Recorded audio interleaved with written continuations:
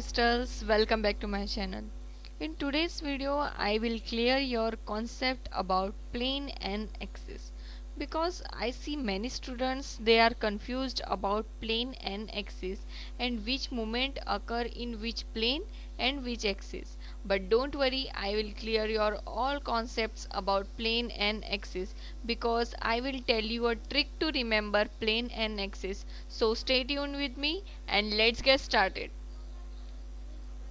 So first of all, we should know the definition of plane and axis.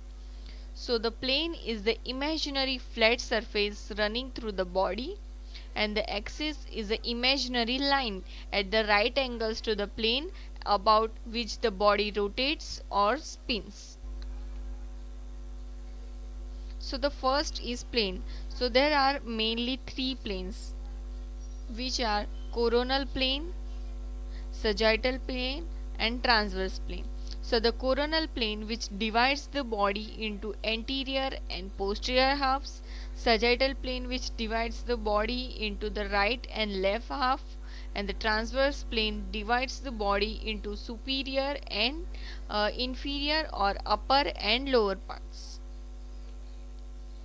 You can see in this picture there is a sagittal plane which divides the body into right and left part, frontal plane which divides the body into anterior and posterior half, and transverse plane which divides the body into upper and lower half.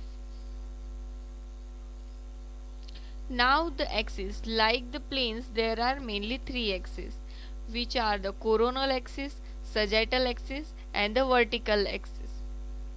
So remember the axis, always keep in mind that axis is always perpendicular to the plane, or axis is passed through perpendicular to the plane. For example, sagittal axis is passed through the frontal plane. Get that. For example, movement of the abduction and adduction occur in the frontal plane and the sagittal axis. So how do we remember the movement according to the plane?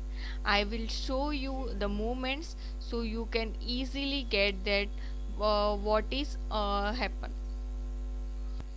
First you can see that axis.